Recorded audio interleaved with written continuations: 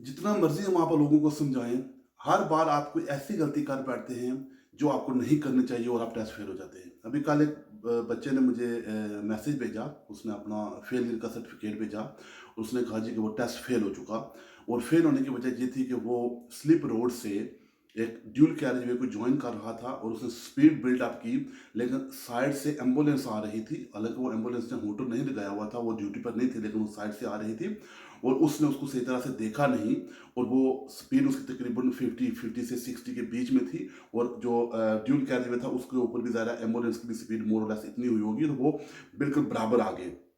जिस पर एग्जामिनर ने क्या किया कि उसने ब्रेकों का इस्तेमाल किया और गाड़ी को स्लो कर दिया और मुझे एंड ऑफ द जो है ना टेस्ट फेल कर दिया। मेरी 4 माइनर्स हुई हैं और एक सीरियस मिस्टेक हुई और मेरा टेस्ट फेल हो गया। अब कहने का मकसद ये है कि देखो, ये बिल्कुल बेसिक बुनियादी बात है, वो ये है कि जब आप स्लिप रोड को जॉइन करते हैं, ओके, तो उसके लिए आपको पहले तो बात है कि स्पीड को बिल्ड करना होता है और मैच करना होता है स्पीड को किसके साथ, जो गाड़ियां ऑलरेडी मेन रोड के ऊपर से आ रही होती है, उनकी प्रायोरिटी होती है, क्योंकि आपके आगे गिव वे लाइन होता है, जो स्लिप रोड के एंड पे होता है ना, वो गिव वे होता है। और अगर आप वहां पर स्पीड को मैच करेंगे और फिर उसको उस स्पीड को एडजस्ट करना होगा, कभी कभी थोड़ा आपको पुश देके उसके सामने से निकलना होता है अगर वो दूर हो, और या फिर ये होता है कि अगर वो आप बिल्कुल बराबर आ जाए तो उनको पहले जाने देना होता है, क्योंकि उनकी प्रायोरिटी होती है, आपकी प्रायोरिटी नहीं होती। तो उनको पहले जाने देना होता है और उसके बाद आपने क्या करना होता है, उसके पीछे लगना होता है, और वो भी गैप, सेफ गैप रख के। उसका तरीका यही होता है कि जब आप स्लिप रोड के ऊपर चढ़े तो आप राइट मिरर और राइट सिग्नल दे दें।